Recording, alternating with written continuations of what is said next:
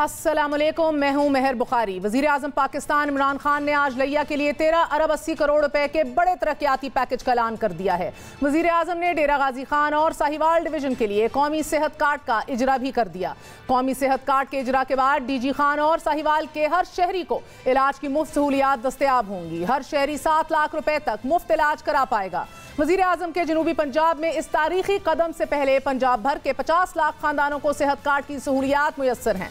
वज़ीर आज़म ने गुज़िश्ता साल खैबर पख्तूनख्वा में भी 18 अरब रुपए के कौमी सेहत कार्ड प्रोग्राम की शुरुआत की, जिसके तहत हर फैमिली को 10 लाख रुपए तक का मुफ्त इलाज मिलता है। कौमी सेहत कार्ड के इस तारीखी इक़दाम के साथ साथ वज़ीर आज़म ने लिया में 200 बेड्स पर मुश्तमिल जच्चा बच्चा अस्पताल, नर्सिंग कॉलेज के क़याम, हेल्थ यूनिट्स की शमसी तवानाई पर मुंतकली और यूनिवर्सिटी ऑफ लिया का संगे बुनियाद भी रख दिया।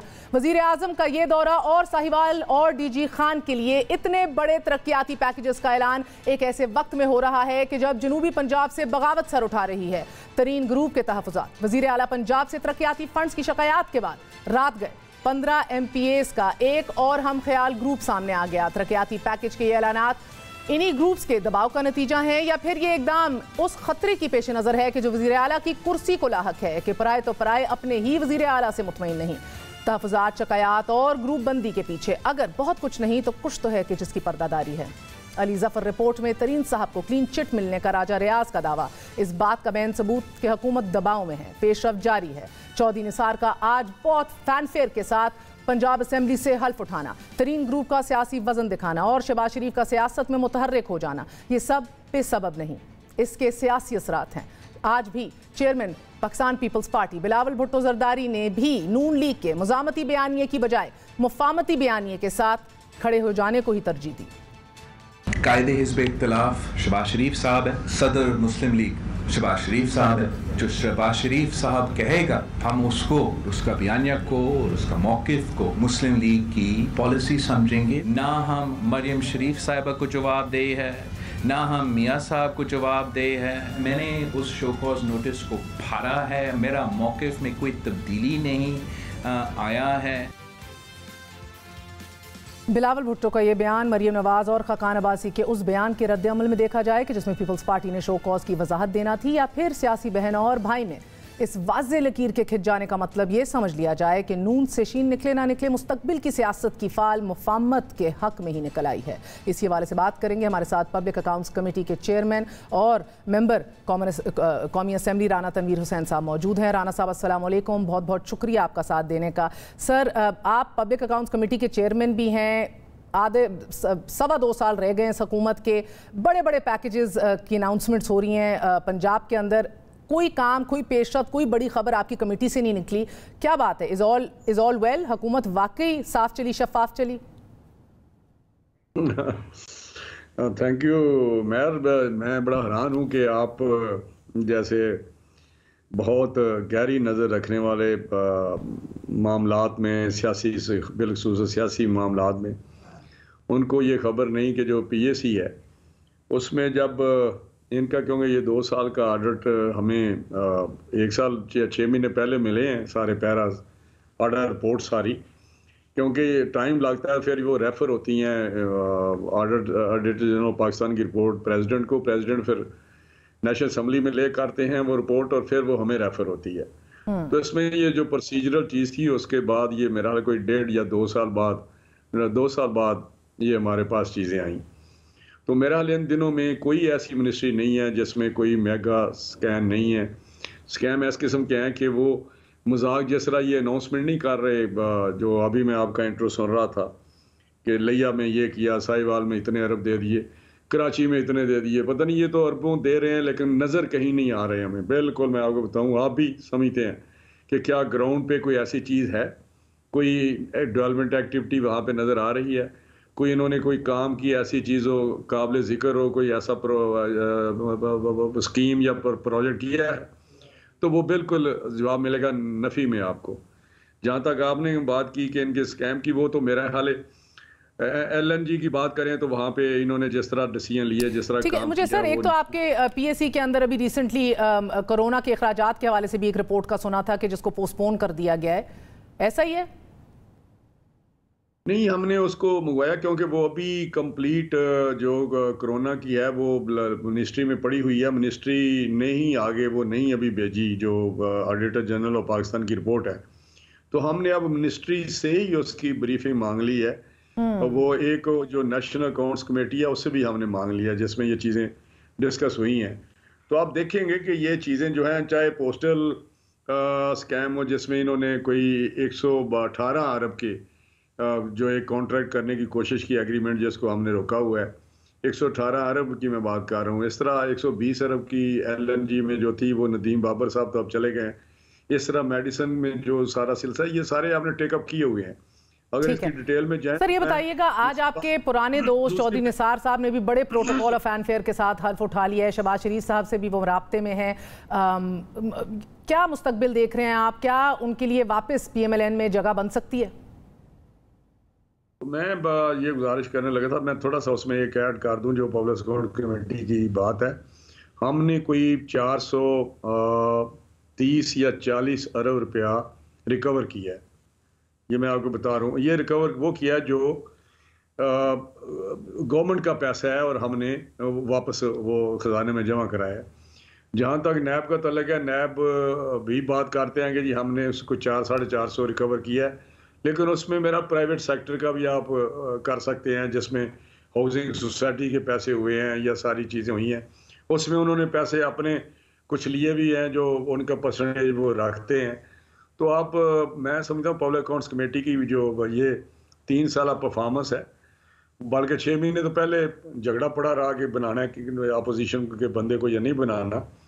تو یہ ایک بہت ہی ٹھیک ہے. مجھے رانا صاحب چودھری نثار صاحب کا فرمائیے گا. چودھری نثار صاحب نے آج حلف اٹھا لیا ہے بالآخر دیر آئے درست آئے.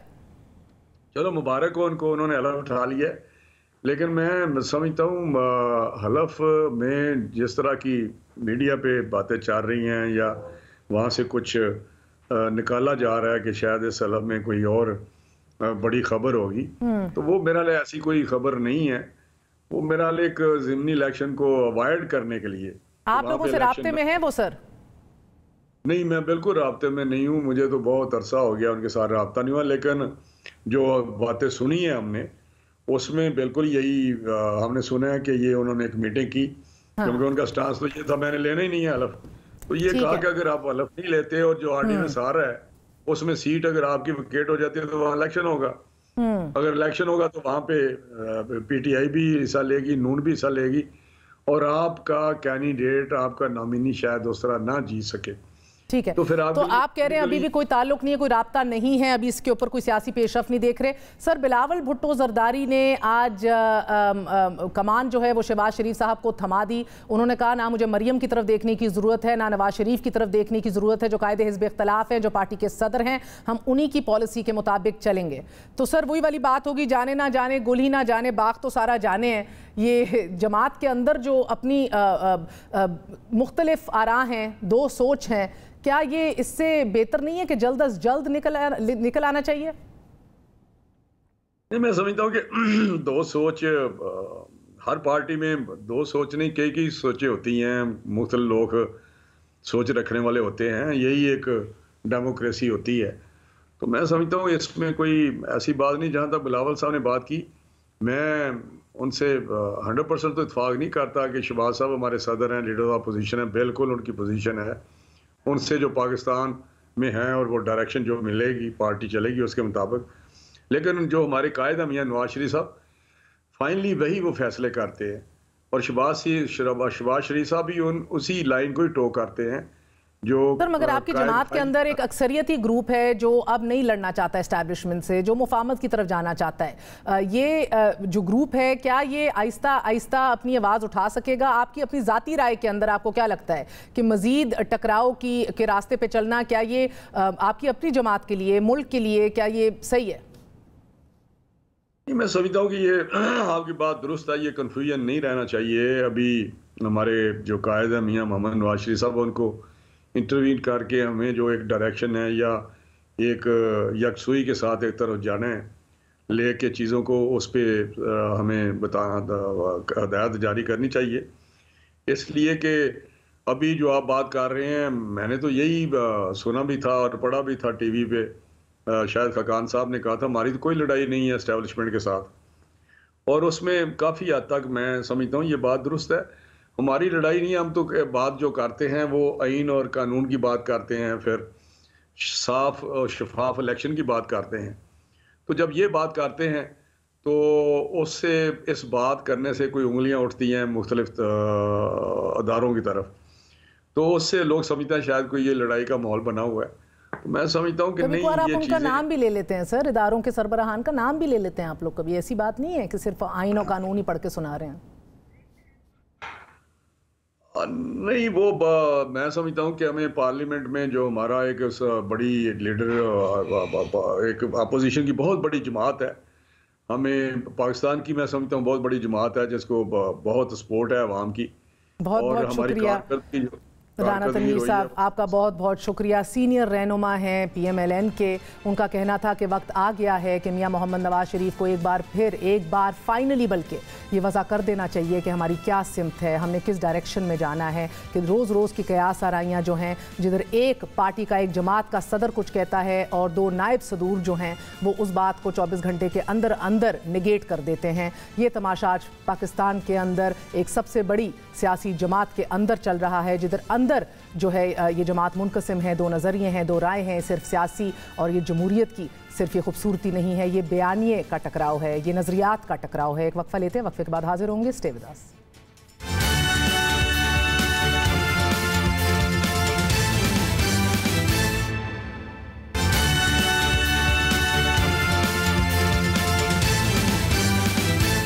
सदर मुमलिकत ने जस्टिस काजी फायज ईसा रेफरेंस में सुप्रीम कोर्ट से फिर रुजू कर लिया है। दरख्वास्त अज खुद नोटिस दायरा इख्तियार के तहत दायर की गई है। 70 सफ़ात पर मुश्तमिल दरख्वास्त में जस्टिस काजी फायज ईसा को फरीक बनाया गया है। सदर पाकिस्तान का मौक़िफ़ है कि नजरसानी दरख्वास्त पर फैसले के बाद भी अज खुद नोटिस दायरा इख्तियार पर समाअत हो सकती है, मगर अदालत ने एक बार फिर जस्टिस ईसा के खिलाफ नई दरख्वास्तें एतराज़ लगाकर वापस कर दी हैं। रजिस्ट्रार ऑफिस का एतराज़ ये है कि एक केस में 2 मरतबा नजरसानी नहीं हो सकती। सुप्रीम कोर्ट में नजरसानी की दरख्वास्त अब तक सदर, वजीर आजम, वजीर कानून, FBR और शहजाद अकबर दायर कर चुके हैं। इससे कबल 19 जून को 2020 को सुप्रीम कोर्ट के 10 रुकनी बेंच ने मुख्तसर हुक्म में जस्टिस काजी फाइज ईसा के खिलाफ सदारती रेफरेंस को कलअदम करार दिया। तफसीली फैसले के बाद सुप्रीम कोर्ट को 4 तरमीम शुदा दरख्वास्तें मौसूल हुई कि जिनमें जस्टिस काजी फाइज ईसा के खिलाफ सदारती रेफरेंस से मुतल्लिक अक्सरियती फैसले पर सवाल उठाए गए थे। कानूनी पन्नों में लिपटा ये मुकदमा एक ऐसी जंग बन चुका है कि जिसमें मुल्क के सबसे मोतबर इदारे का तकद्दुस, हुकूमत की गैर जानिबदारी, मुस्तकबिल के चीफ जस्टिस का वकार, सब कुछ दाव पर लगा है। मगर कोई फरीक अपनी जगह से एक कदम पीछे हटने के लिए बज़ाहिर तैयार नहीं। इसी हवाले से बात करेंगे। हमारे साथ मौजूद हैं बैरिस्टर हैदर वहीद साहब। बैरिस्टर साहब, अस्सलाम वालेकुम, बहुत बहुत शुक्रिया ज्वाइन करने का। सर, फरमाइएगा कि नजरसानी दरख्वास्त के बाद भी क्या अज खुद नोटिस दायरा इख्तियार पर समाअत हो सकती है? थैंक यू मेहर, वालेकुम अस्सलाम। देखें, आर्टिकल 188 जो कॉन्स्टिट्यूशन का है वो तो बड़ा क्लियर है कि कोई भी जजमेंट या ऑर्डर के खिलाफ रिव्यू हो सकता है, लेकिन that will be subject to any law और any rules that are made. अब वो सुप्रीम कोर्ट के रूल्स बड़ी वाज़ेह तौर पे कहते हैं कि कोई सब्सिक्वेंट रिव्यू नहीं हो सकता, यानी कि रिव्यू जब फाइल हो और उस पर ऑर्डर आए तो उस ऑर्डर का रिव्यू नहीं हो सकता। अब या तो कानून साजी की जाए और एक क्यूरेटिव ज्यूरिसडिक्शन जो है उसको पहले क्रिएट किया जाए और उसके बाद फिर ये मेंटेनेबल हो जाए पिटिशन, या फिर हालांकि पाकिस्तान के आइन और कानून में कोडिफाइड नहीं है क्यूरेटिव ज्यूरिसडिक्शन, लेकिन इसको ड्रॉ कर सकते हैं आप डिफरेंट ज्यूरिसडिक्शन से जहां पे बहुत ही एक्सट्रीम और इरेगुलर सर्कमस्टांसेस में, फॉर एग्जांपल जहां डेथ पेनल्टी नहीं थी और सुप्रीम कोर्ट ने डेथ पेनल्टी दे दी और रिव्यू एग्जॉस्ट हो चुका था या लिमिटेशन निकल चुकी थी, तो ऐसी एग्रीजियस सर्कमस्टांसेस में क्यूरेटिव ज्यूरिसडिक्शन जो है उसकी रेमेडी छोड़ दी जाती है। तो सर बेसिकली बैरिस्टर साहब इसके लिए कानून साजी करनी होगी, अगर करना जरूरी हो, एक्सट्रीम कंडीशंस की जरूरत होगी, तो इसके ऊपर तो तफसीली रिव्यू सुना जा चुका है, बड़ा तफसीली बहस मुबाहिसा हो चुका है, एक्सट्रीम नर्व स्ट्रेच हो चुकी हैं, इधर इदारा जाती तनाव देखने को मिला। फॉर द फर्स्ट टाइम आला अदलिया में सुपीरियर जुडिशरी के अंदर सीनियर जज साहिबान के आपस में नोक झोंक देखने को मिली। इसमें आपको क्या लग रहा है कि इसको एक बार फिर छेड़ना क्या ये सेंसिबल है हुकूमत की तरफ से, क्या इसकी जरूरत है? دیکھیں سینسیبل مجھے تو بالکل بھی نہیں لگتا، اور ان کی دانش اور ان کی اسٹریٹجی پہ بھی میں تو شک کروں گا، اس لیے کیونکہ دیکھیں اس وقت جو کوڈیفائڈ قانون ہے پاکستان کا، اس کے مطابق تو کوئی سبسیکوینٹ ریویو نہیں ہو سکتا. اب نئی قانون سازی کریں وہ، یا whether they draw upon jurisdictional principles that have been applied elsewhere، اس حد تک جانا ایک جج کے حوالے سے ایک بہت پرسنل اور متنازع کرنے کی بات ہے. ایک ایسی ریلیشن شپ جو کل کو چیف جسٹس بھی انہوں نے بننا ہے، کیا وہ ریلیشن شپ کو وہاں تک لے جانا چاہ رہے ہیں جہاں اتنا انہیں متنازع اپنے حوالے سے کر دیں کہ کل کو یہ کہہ سکیں کہ آپ فیڈرل گورنمنٹ کے کوئی پھر کیس نہیں سن سکتے. یہ بھی یہ ہے کہ ثوابدی جج کی ہوتی ہے کہ وہ اپنے آپ کو ریکیوز کرے نہ کرے. میرا نہیں خیال یہ اربا بھی کامیاب ہوگا. تو جس حد تک گورنمنٹ جانے کو تیار ہے، یہ in and of it self بڑی سسپیشس بات ہے کہ کیا اتنی پڑی ہے اس حوالے سے. جب سپریم کورٹ نے کہہ دیا کہ آپ کی ریفرنس بدنیتی پر مبنی تھی، اور اس حد تک ریویو میں بھی پھر بات ختم کر دی کہ ایف بی آر میں بھی کوئی تلوار لٹکی رہے گی، تو اب ان ساری چیزوں کے بعد بھی اس جج کے حوالے سے پیچھے پڑے رہنا دکھاتا ہے کہ you making it personal. And for what strategic reason then are you making it personal؟ یہ جس طرح میں نے کہا کہ کیا پھر ہم یہ سمجھیں کہ آپ اس ریلیشن شپ کو اتنا پبلکلی پوائزن کرنا چاہتے ہیں کہ کل کو نظر آئے کہ آپ کی اتنی ایڈورسیریل ان سے ریلیشن شپ ہے کہ وہ آپ کے کیس نہیں سن سکتے. مجھے نہیں پتا، دلوں کے حال نہ مجھے پتہ ہے، لیکن سوچنے والا پھر سوچنے پہ مجبور ہے کہ آپ اس حد تک پیچھے یا تو اس لیے پڑیں کہ آپ کو اتنا خطرہ ہے کہ اگلے الیکشن کے وقت وہ چیف جسٹس ہوں گے، اکتوبر 2023 میں وہ چیف جسٹس ہوں گے، کیا آپ اس وجہ سے پھر الیکشن کیا پہلے کروا دیں گے؟ اس حد تک آپ کے ذہن پہ طاری ہیں جسٹس فائز عیسیٰ صاحب کہ آپ مطلب اٹ ڈزنٹ میک سینس. اگر کوئی الٹیریئر موٹو نہیں ہے تو پھر یہ اتنی بڑی بات کیوں ہے حکومت کے لیے؟ اگر تو ہم پہلی بات ہے یہ بات رد کر دی گئی ہے، لیکن ان کے اگر کوئی 4-5 گھر ادھر ادھر ہوتے بھی تو یہ حکومت کے لیے سب سے بڑا مسئلہ بن کے رہ گیا ہے. جبکہ یہ بات بھی رد کر دی گئی ہے، اس کو ربش کر دیا گیا، ختم کر دیا گیا ہے، بدنیتی پر مبنی قرار دے دیا گیا ہے. اگر اس کے بعد بھی یہ پیچھے لگے رہیں گے تو تاثر تو یہی ملے گا کہ it is the government that's trying to make it personal. Then for what reason؟ بہت بہت شکریہ. ہمارے ساتھ بیرسٹر حیدر وحید صاحب موجود تھے، تفصیلی بتا رہے تھے کہ کیوریٹو ریویو کی ہمارے پاس کوئی پریسیڈنٹ ہے نہیں. یہ کرنے کے لیے ہمیں ایک پھر سے قانون سازی کرنی پڑے گی. بڑے ایکسٹریم کنڈیشنز کے اندر ہم دیکھتے ہیں یہ کام کیا جاتا ہے، اور جتنا حکومت مزید اس کیس کے پیچھے پڑی رہے گی تعصب کی بو آنے لگ جائے گی. The government of the day is making it personal. A very short break. We're going to be right back.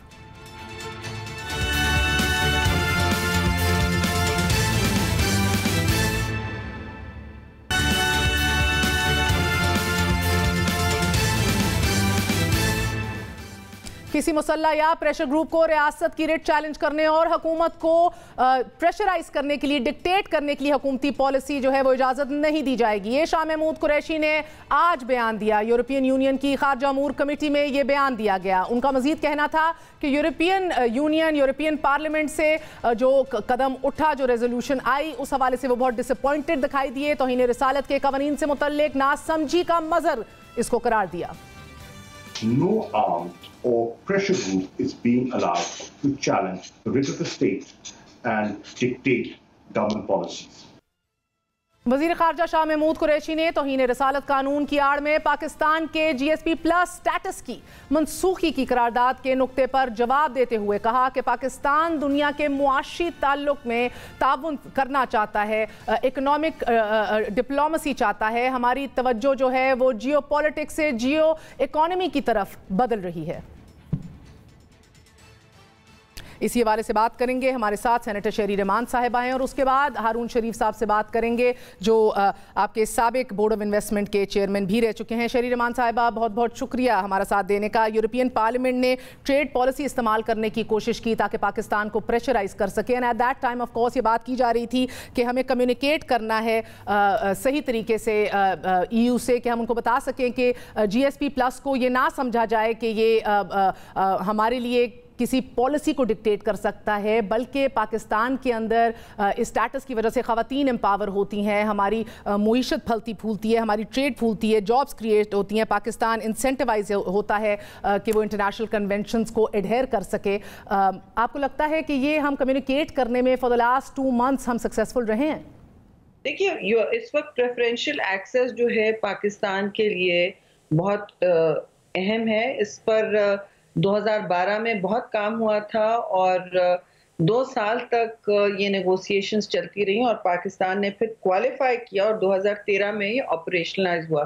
یہ پاکستان کی گلوبل مارکیٹس میں اپنی ٹیکسٹائل اور دوسری ایکسپورٹس کے لیے بہت ہی اہم ہے, کیونکہ آج جو صورتحال ہے آپ دیکھیں ہر جگہ آپ گلوبل سپلائی چین سے نکلتے جا رہے ہیں, اور ویسے بھی آپ پاکستان میں, آپ دنیا میں 5ویں سطح پہ سب سے بڑے کاٹن گروئنگ ملک ہیں, لیکن آپ سے آگے بنگلہ دیش چلا گیا ہے ایکسپورٹس کے حوالے سے, کاٹن ایکسپورٹس کے حوالے سے, جبکہ وہاں کوئی کاٹن کی پیداوار نہیں ہے. تو آپ یہ دیکھیں کہ بنگلہ دیش جیسے ملک اویل کر رہے ہیں ان اپرچونٹیز کو اور وہ مینج کر رہے ہیں. ان کی بھی اکثر و بیشتر ساؤتھ ایشین ممالک کی پروفائل ایک جیسا ہوتا ہے, ڈیموگرافک اور مسئلے مسائل بھی ایک جیسے ہوتے ہیں.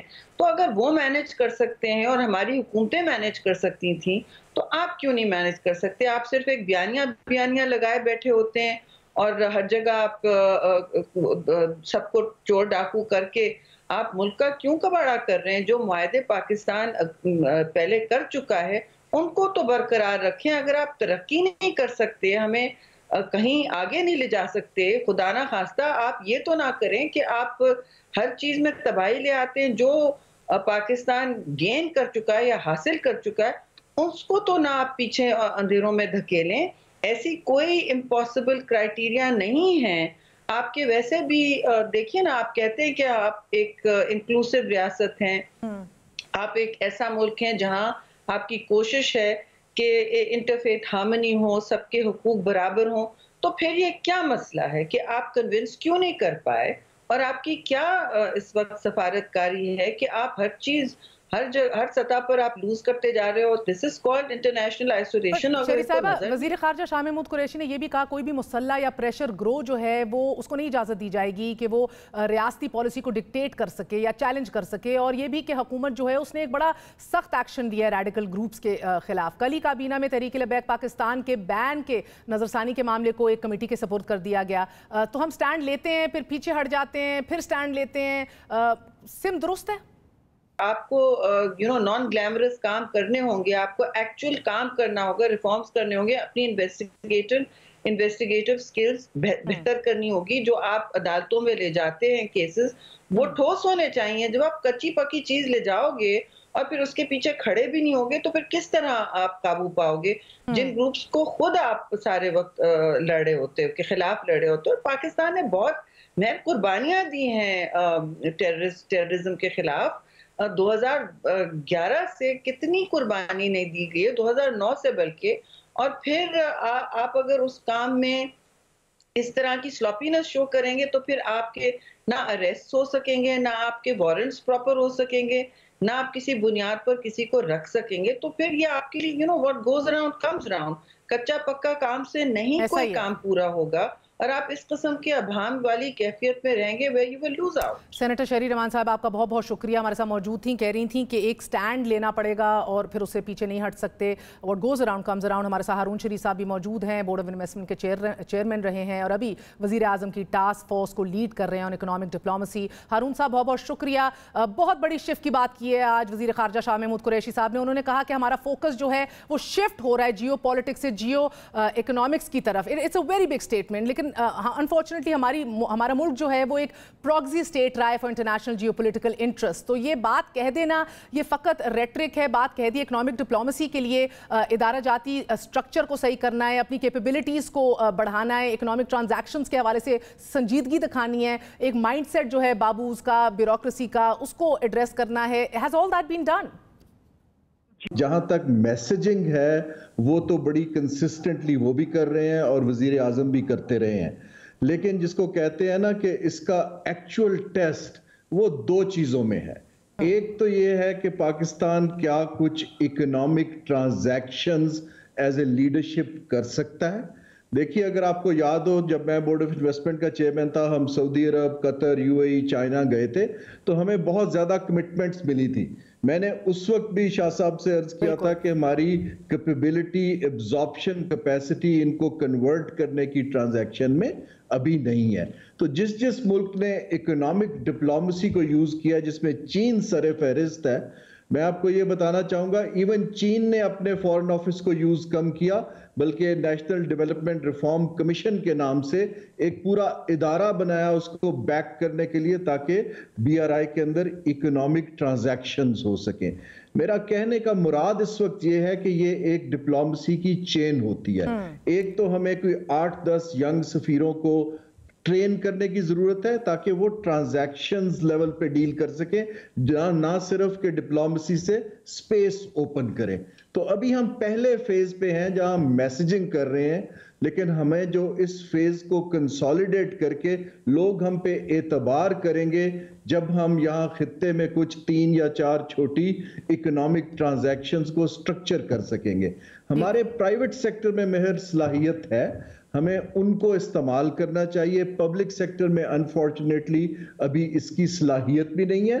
हालांकि अगर आप देखें जो वेस्ट एशिया है, अफगानिस्तान और बियॉन्ड और सेंट्रल एशिया, उसके हिसाब से पाकिस्तान एक फंक्शनल मार्केट है और हम एक लीडरशिप रोल ले सकते हैं। चीन हमारी बैक पे है, लेकिन यहाँ जो मैं बार बार अर्ज कर रहा हूँ, हमारी इकोनॉमिक मिनिस्ट्रीज की फ्रेगमेंटेशन और जो सलाहियत की कमी है। ठीक है सर, यानी कि इकोनॉमिक वैल्यू प्रोपोजिशन सामने आती है, हमें समझ नहीं आती करना क्या है, उसके बाद हाउ टू फॉलो अप। और हमने सऊदीज और कतरीज के साथ भी हारून साहब ये देखा कि अनफॉर्चुनेटली हम सिर्फ नेगोशिएट कर पाए लोन्स को, which is of course simple, और वो ब्यूरोक्रेसी और बाबूस को समझ आती है, उस हद तक तो समझ आती है, मगर हम उसको कन्वर्ट नहीं कर पाए into a viable investment proposition, business यानी कि actual projects, and for that different set of expertise is required of course. आप कह रहे हैं ऐसा नहीं है, हमने तब से अब तक कुछ नहीं सीखा।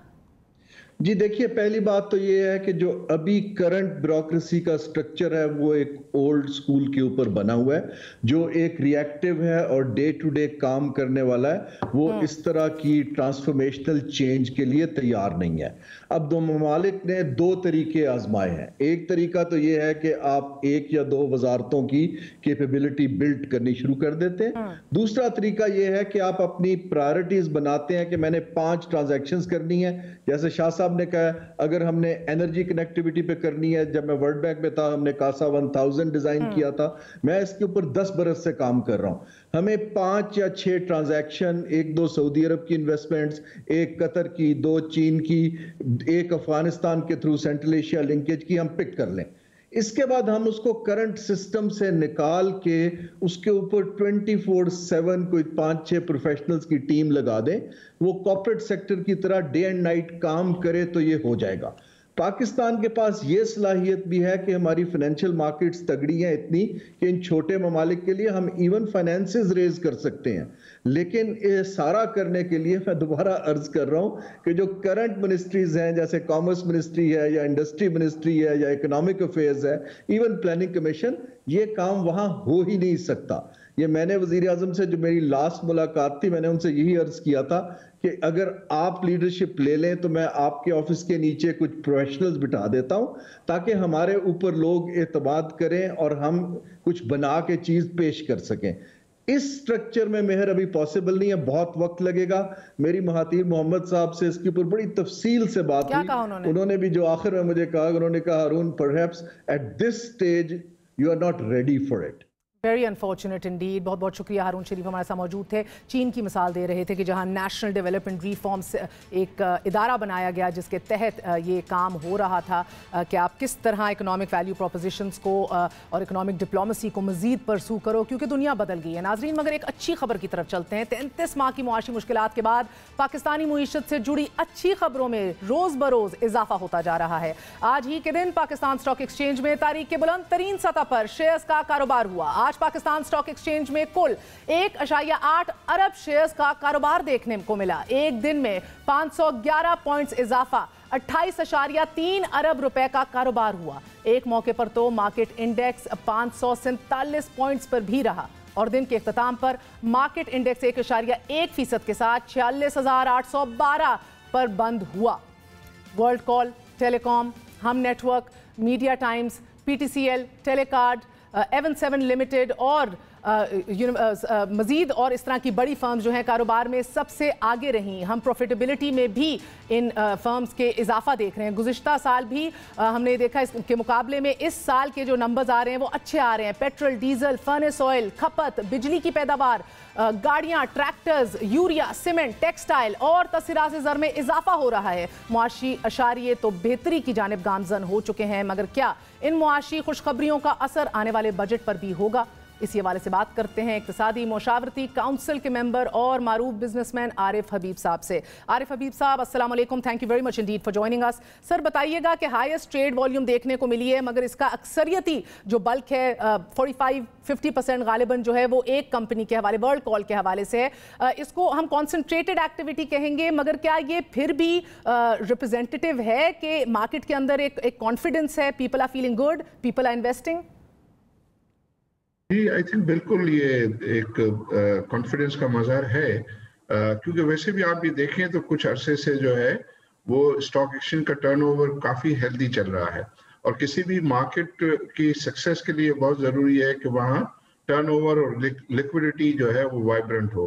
तो ये स्टॉक एक्सचेंज में जो आज जो है वो रिकॉर्ड टर्नओवर हुआ, I think it's a very very welcome development. और फिर ये है कि आप भी देख रहे हैं कि इकोनॉमिक साइड पे भी जो है कुछ पॉजिटिव न्यूज़ जो है वो आना शुरू हुई है, और उसकी वजह से जो है वो इन्वेस्टर सेंटिमेंट में जो है वो बेहतरी हम देख रहे हैं। तो आई फील के आगे जाके इसके जो है वो पाकिस्तानी मईशत के लिए काफ़ी फ़वाइद होंगे। सर, ये हाल ही में स्टॉक मार्केट में हमने देखा है टर्नओवर इंक्रीज हुआ है, इट सीम्स कि प्रॉफिटेबिलिटी अच्छी है, लिस्टेड कंपनीज की बेहतर हो रही है, इन्वेस्टर कॉन्फिडेंस भी आप कह रहे हैं बढ़ते दिखाई दे रहा है।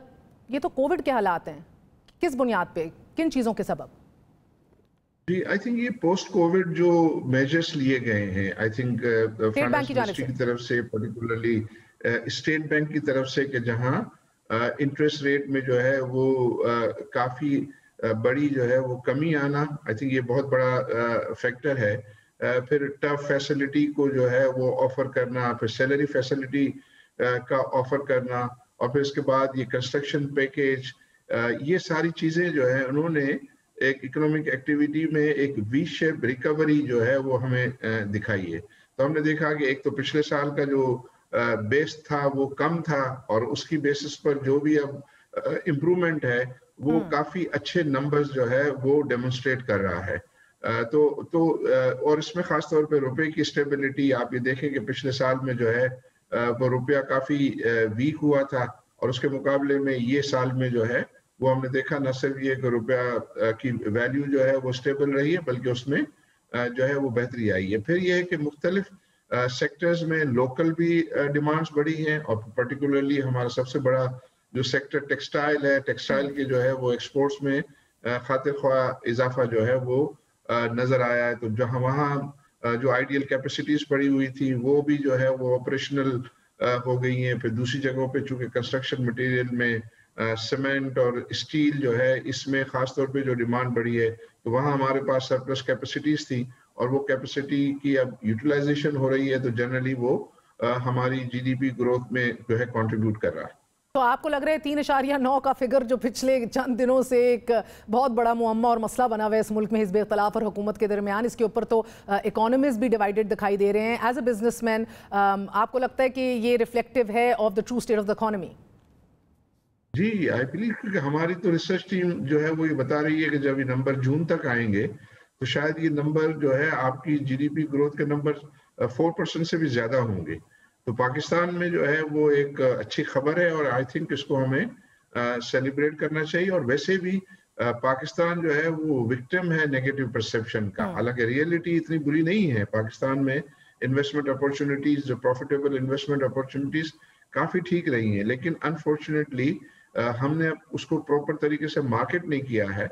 और अगर हम ये अच्छी खबर को सही तरीके से मार्केट करें हमारे नॉन रेजिडेंट पाकिस्तानियों में, हमारे फॉरेन इन्वेस्टर्स में, लोकल इन्वेस्टर सेंटिमेंट तो ऑलरेडी जो है वो अच्छा है। आप ये देख रहे हैं कि मुख्तलिफ सेक्टर में जो है वो इन्वेस्टमेंट इंटरेस्ट जो है वो नजर आता है। और ये तो आपको बहुत अच्छी तरीके से पता है कि अगर आप ये चाहते हैं कि लोगों की खुशहाली जो है वो हासिल करना है, तो हमें जीडीपी ग्रोथ को बढ़ाना होगा, उसी से फिर एम्प्लॉयमेंट अपॉर्चुनिटीज निकलेंगी, उसी से फिर गवर्नमेंट के रेवेन्यूज जो है बढ़ेंगे और कर्जे कम करने में मदद हासिल होगी। मगर आरिफ हबीब साहब, आप इकोनॉमिक एडवाइजरी काउंसिल का भी हिस्सा हैं, housing, privatization, these are all things जिसके ऊपर आपसे मुशावरत जारी रहेगी अब इस इकोनॉमिक टीम की।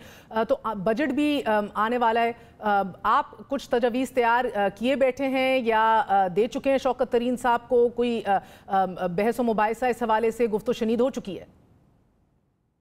देखिए, एक तो जो मोटी मोटी चीजें हैं हम सुनते हैं कि IMF का जो FBI रेवेन्यू टारगेट ये होगा, फिर बजट डेफिसिट टारगेट ये होगा। आई बिलीव कि अगर जिस तरीके का ट्रेंड चल रहा है तो उसमें जो टारगेट्स हैं, आई थिंक इंशाल्लाह मुझे लग रहा है कि नए फाइनेंशियल ईयर में उसके करीब जो है पहुंच जाएंगे। लेकिन हमारे बजट में जो है वो बहुत सारे जो है वो बेहतरी की गुंजाइश है।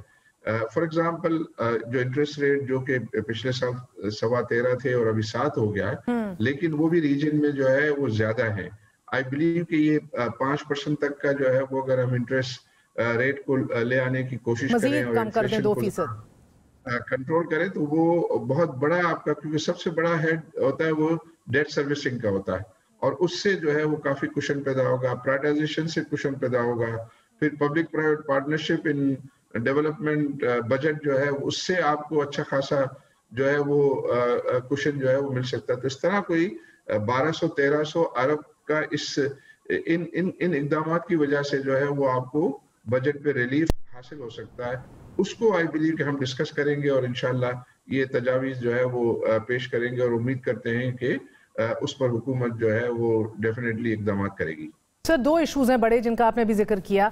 एक तो प्राइवेटाइजेशन के हवाले से सर, 5 ट्रिलियन के असासे हैं हमारे, उसके बावजूद हम देख रहे हैं हुकूमत को फिर भी 1% मिलता है।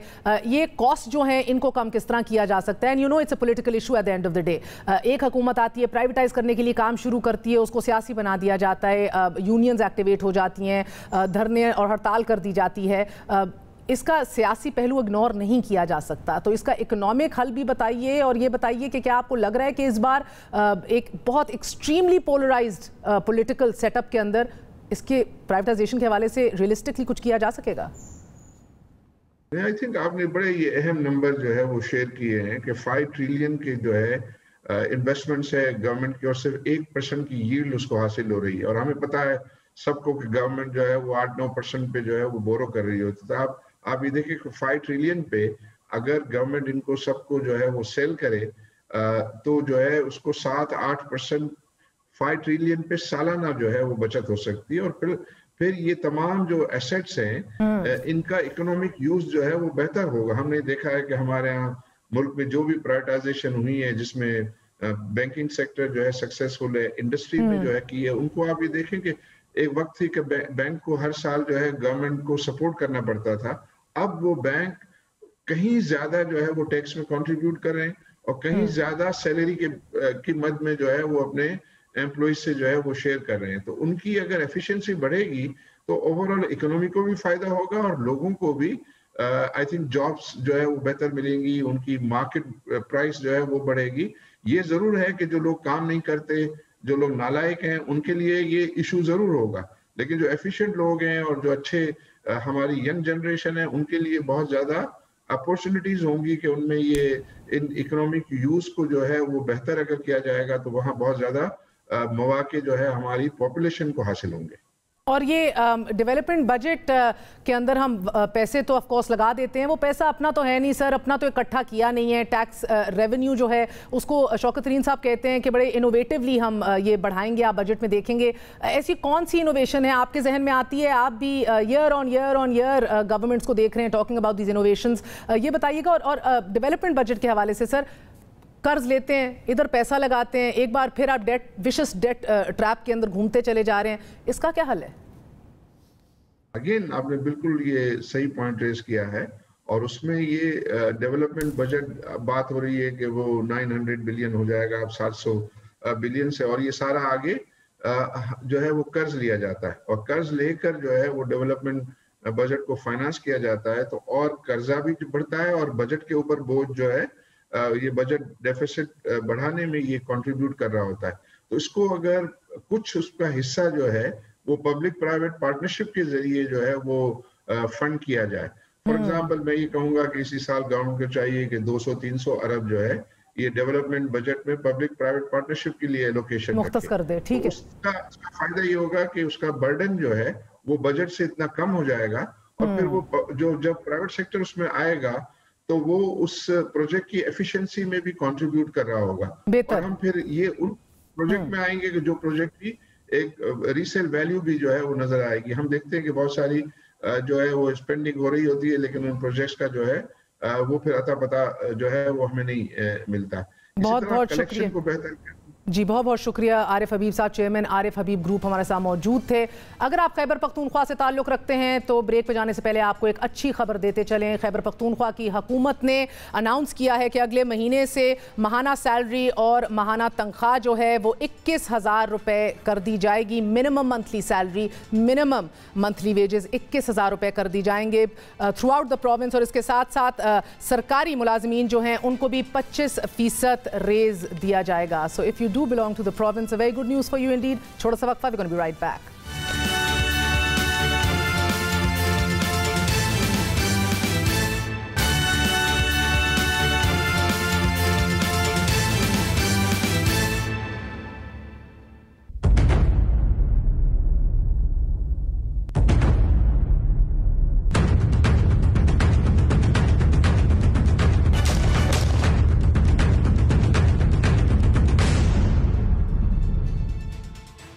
وزیر داخلہ شیخ رشید 2 روزہ دورے پر کراچی پہنچے ہیں. سندھ کے دورے کا بنیادی مقصد سیکیورٹی اداروں سے مل کر امن و امان کی مخدوش صورتحال سے متعلق رپورٹ اور اس کے سدباب کے لیے حکمت عملی تیار کرنا ہے. وزیر داخلہ شیخ رشید امن و امان پر کراچی میں ہنگامی اجلاس کی صدارت کریں گے. اجلاس رینجرز ہیڈ کوارٹرز میں ہوگا. وزیر داخلہ کراچی اور سندھ میں امن و امان سے متعلق اجلاس میں اہم فیصلے کریں گے. مگر تعجب کی بات یہ ہے کہ وزیر اعلیٰ سندھ مراد علی شاہ وفاقی وزیر داخلہ شیخ رشید کی کراچی آمد سے مکمل طور پر بے خبر میں پائے گئے. وزیر اعلیٰ کا یہ شکوہ تھا کہ انہیں یا سندھ حکومت کے حکام میں کسی کو بھی اس سے متعلق کوئی اطلاع نہیں دی گئی. شیخ رشید کو آنا ہے تو ضرور آئیں, کچے کے علاقے میں بھی آئیں.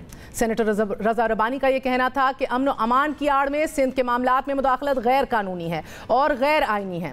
سندھ میں امن و امان کے معاملے پر وفاق متحرک ہے اور مراد علی شاہ شکارپور کے دورے پر ہیں جہاں پچھلے 4 روز سے ڈاکوؤں کا راج ہے. ڈاکوؤں کے خلاف ایک آپریشن جاری ہے, ایز وی سپیک ابھی بھی جاری ہے. تحریک انصاف کے رکن حلیم عادل شیخ نے مطالبہ کیا ہے کہ شکارپور میں موجودہ ڈاکوؤں کے خلاف آپریشن کو کنٹینیو کرنے کے لیے ڈی جی سندھ کو ہٹا دیا جائے اور پھر اس آپریشن کو آگے بڑھایا جائے. کراچی امن و امان کے معاملے پر وفاق اور صوبہ جو ہے وہ ایک پیج پر نظر نہیں آ رہا, ایک بار پھر آمنے سامنے دکھائی دے رہے ہیں. سیاسی مخاصمت بازی کے لیے کس طرح اس سے نکلا جائے گا, اسی حوالے سے بات کرتے ہیں. مرتضیٰ وہاب ہمارے ساتھ موجود ہیں, adviser to the chief minister. Murtaza صاحب السلام علیکم, thank you very much indeed for joining us. Sir بتائیے گا, وزیر اعظم نے تو آج یہ لیا سے اعلان کیا کہ ڈاکو راج ختم ہوگا. وزیر اعظم کا ریزولو جو ہے وہ خوش آئند ہے, آپ کو اس کو ویلکم کرنا چاہیے کہ وفاق ایک بار پھر سپورٹ میں آگے آ رہا ہے. بسم اللہ الرحمن الرحیم.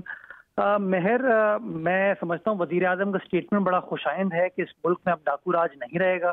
تو سب سے پہلے میں سمجھتا ہوں جو ڈکیت وفاقی حکومت میں بیٹھے ہیں, جنہوں نے پچھلے 3 سالوں میں پاکستان کی عوام کو اربوں روپے کی ڈکیتی کی ہے, ان کے خلاف کارروائی ہونی چاہیے. ان کو گھر بھیجنے کی ضرورت ہے, چاہے وہ آٹا مافیا ہو, چینی مافیا ہو, ادویات کی مافیا ہو, پیٹرولیم مافیا ہو. آپ کے سامنے ہے کہ میرے خیال میں 1 گھنٹے کا پروگرام کم پڑے گا ان تمام سکینڈلز کے اوپر اگر آپ نظر ڈالیں گے. تو میں سمجھتا ہوں کہ اگر وزیر اعظم نے اس بات کا فیصلہ کر لیا ہے تو میں سمجھتا ہوں he should start the clean up process from the prime minister house.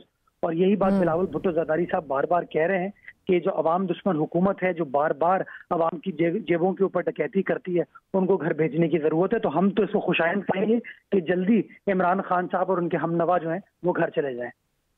سر شیخ رشید صاحب بھی آج پہنچے, انہوں نے بھی یہ دعویٰ کیا کہ وہ گو کے گورنر راج کا انہوں نے کہا کہ it's out of the question, وہ نہیں دکھائی دے رہا, مگر کہتے ہیں کراچی نہیں رہا, پہلے جو ہوتا تھا وہ نہیں ہے اور اب تاثر ہے کہ کراچی جل رہا ہے. آپ کو رویے سے مسئلہ ہے, ابھی سخت زبان سے مسئلہ, واٹ ایگزیکٹلی از اٹ؟ میں سمجھتا ہوں رویہ غلط ہے. یہ شیخ رشید صاحب کو یاد ہونا چاہیے جب وہ پرویز مشرف صاحب کی حکومت میں وفاقی وزیر تھے تو 12 مئی 2007 ہوا تھا اور تب کراچی جل رہا تھا, جب سینکڑوں کی تعداد میں لوگوں کو سڑکوں پر شہید کر دیا گیا تھا, ان کو جاں بحق کر دیا گیا تھا. शेख रशीद साहब को वो दिन शायद वो भूल गए हैं। अब तो कराची माशाल्लाह बिल्कुल तब्दील हो चुका है। कराची की रौनक है, कराची रोशनियों का शहर होता था, उसको बहाल किया गया है।